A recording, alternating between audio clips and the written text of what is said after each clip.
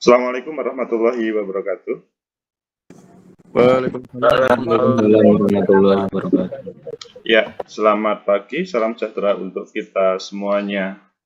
Sehat semuanya, saudara-saudara? Alhamdulillah Pak, sehat. Alhamdulillah sehat. Alhamdulillah. Jadi kalau sehat maka kita mengikuti perkuliahan ke-10.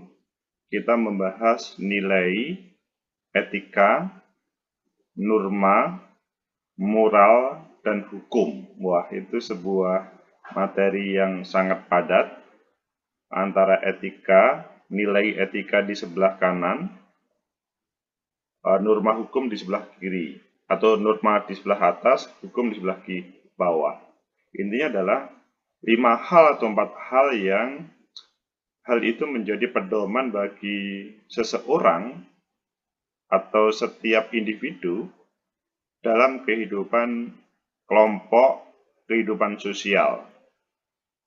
Saudara mungkin sepintas kalau membicarakan nilai, maka sepintas nilai itu ya nilai itu yang saudara dapatkan pada waktu UTS, UAS.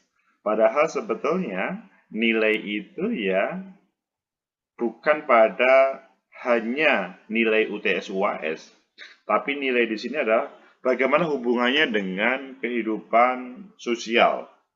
Misalkan garis tali misalkan. Garis tali itu melakukan pemberian nasi bungkus pada pagi hari ini. Kemudian ada yang bertanya, misalkan yang bertanya itu saudara Gunawan. Loh, garis tali kok memberikan nasi bungkus ya? Mengapa saya tidak diberi nasi bungkus, tapi orang lain tidak diberi nasi bungkus?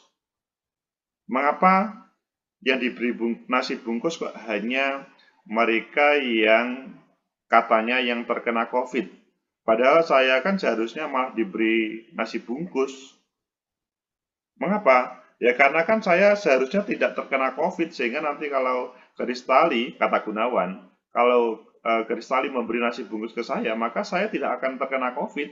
Daripada diberikan orang yang terkena COVID saja, maka dia kan hanya sebatas mempertahankan. Kalau saya kan antisipasi. Nah, kemudian yang lainnya berkomentar. Misalkan Catur berkomentar, ini Gunawan kok ada-ada saja sih? Wong orang memberikan kok ada perbedaan-perbedaan. Nah, selanjutnya ada yang berkomentar lagi. Saudara Muhaimin berkomentar, wah ini Catur ini kok komentarnya kok menilai Gunawan kok berbeda ya. Itu sebuah rentetan. Intinya saling memberikan apresiasi terhadap apa yang dilakukan garis tali dan direspon oleh teman-teman lainnya. Tapi substansi dari perbincangan itu adalah sebetulnya yang dilakukan garis tali memberikan itu mempunyai nilai atau tidak. Kemudian Anas berkomentar, iya karena garis tali kan sekarang calon bupati, jadi memberikan makanan.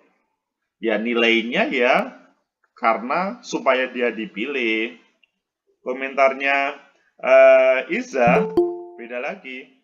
Meskipun dia garis tali itu calon bupati, semenjak saya kenal sama garis tali itu memang mulai dahulu dia setiap hari Kamis dan Jumat itu selalu memberi makanan. Jadi tidak ada hubungannya dengan calon bupati, garis tali sebagai calon bupati.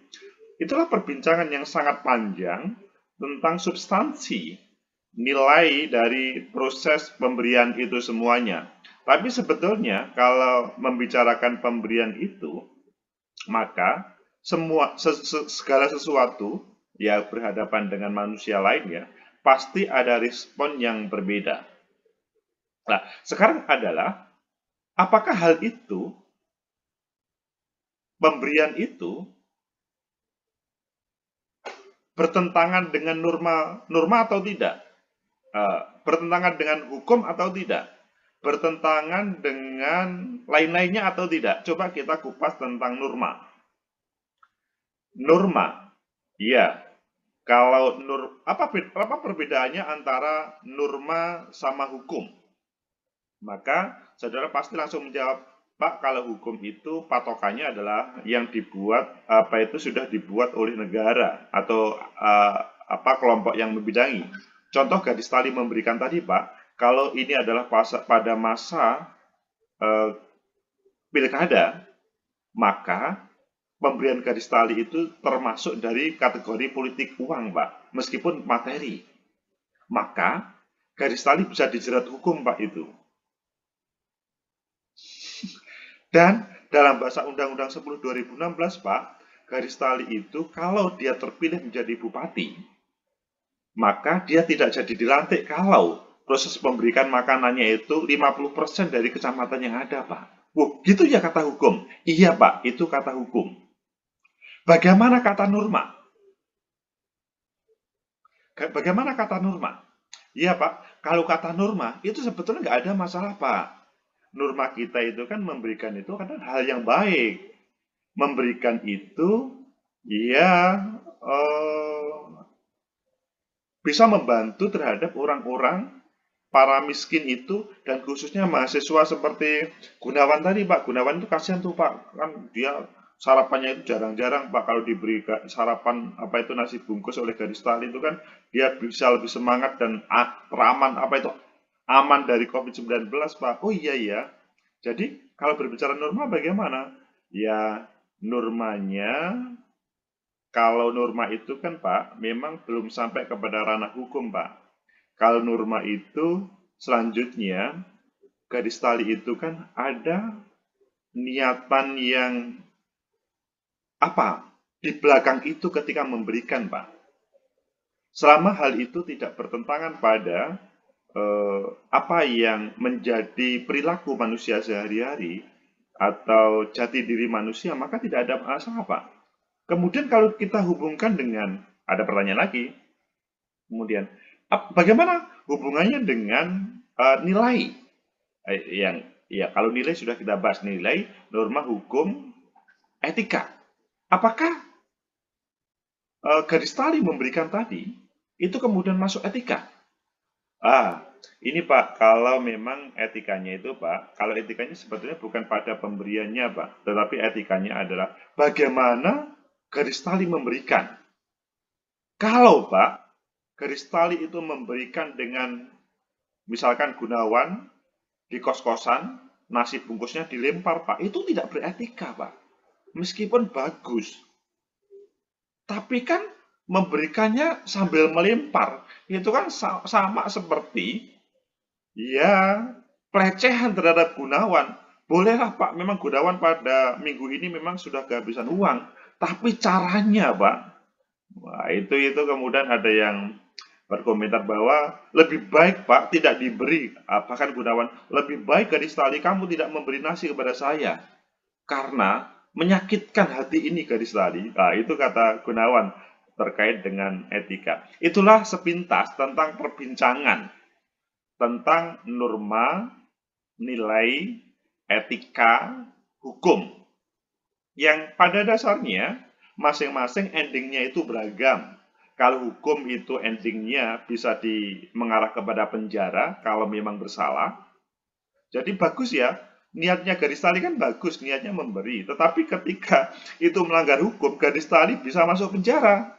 Atau ketika menang sebagai calon, itu tidak jadi dilantik. Itu kalau hukum.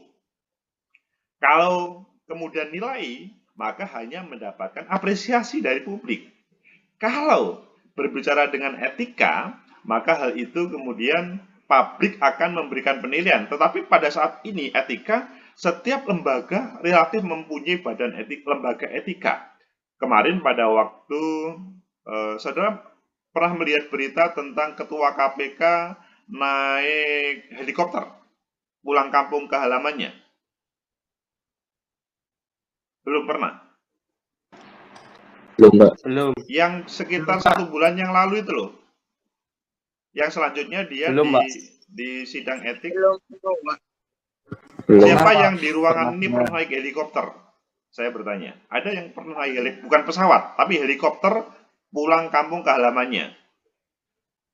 Alvina pernah pulang kampung ke halaman naik helikopter? Belum. Siapa di sini paling punya uang banyak kemudian pulang kampung pakai helikopter? Daru, Pak. Oh, Daru. Mas Daru pernah ya naik helikopter ya? Helikopter yang kecil itu loh, yang yang beli di toko mainan itu loh. Ya, kita perbincangan helikopter itu kan hubungannya dengan sekitar 1 bulan yang lalu atau 2 bulan yang lalu lah. Ketua KPK Pak Firly, Komisi Pemberantasan Korupsi, itu pulang kampung ke kampung halamannya. Selanjutnya dia diadukan ke Dewan Etik KPK. Mengapa? Karena dia naik helikopter. Loh, apa hubungannya kok dia naik helikopter kok diadukan kepada Dewan Etik KPK? Ya karena tidak pantas saja. Masa meskipun gaji KPK berapa? Coba. Gaji KPK itu sekitar 60 sampai 70 juta. Kata publik, seorang ketua KPK yang gaji 60 sampai 70 juta, saya kurang tahu detail, coba nanti tanyakan ketua KPK ya. Itu tidak pantas untuk pulang kampung naik helikopter. Karena itu adalah hal yang mewah. Maksudnya tidak pantas seorang public figure itu kemudian memberikan contoh yang tidak baik. Pasti ada asumsi itu didanai oleh orang lain. Itu mendapat sponsor dari orang lain dan berefek terhadap proses penindakan hukum di KPK. Akhirnya Pak Boyamin itu melaporkan kepada Dewan Etik KPK. Dan selanjutnya Dewan Etik KPK itu menyidangkan. Apa yang terjadi? Ya, itu kata Dewan Etik KPK dalam proses persidangan selanjutnya kemudian diambil keputusan bahwa hal itu terjadi pelanggaran tetapi ringan, tidak berat. Kalau pelanggarannya berat, bisa menjatuhkan seseorang jadi jabatannya. Kalau ringan, mungkin hanya sebatas diingatkan. Tetapi kalau tidak, maka dikembalikan nama baiknya. Jadi, nanti saudara-saudara, saya tidak tahu yang di sini itu nanti jadi pejabat siapa. Kemungkinan paling besar semuanya jadi pejabat. Taruhlah misalkan Sheila Ariyanto itu menjadi pejabat besar, misalkan ya.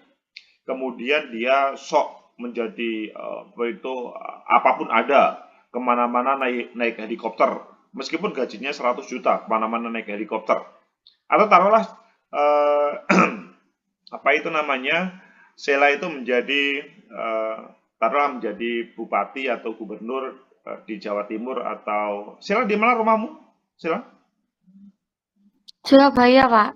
Taruhlah jadi wali kota Surabaya pengganti Bu Risma Sheila itu. Kemudian kemana-mana naik helikopter atau menggunakan hal yang mewah.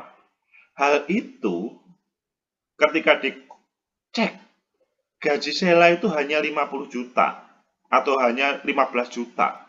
Nggak pantas ini. Pasti ada rekanan yang mensupportnya.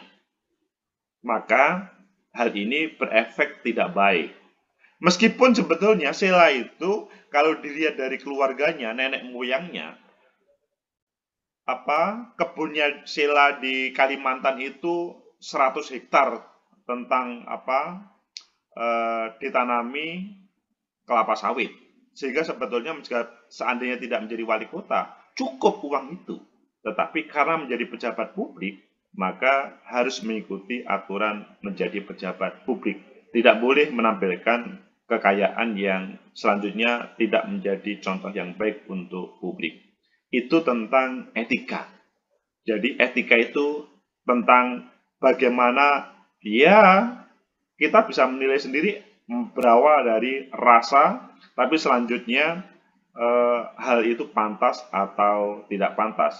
Jadi hukum jelas ada aturan yang mengikat, etika kemudian penilaian itu ada semacam ya manusia memberikan standarnya tidak pasti sih, tapi semua pasti mengatakan, oh itu baik, oh itu jelek. Dan selanjutnya. Itu pertemuan perkuliahan kita.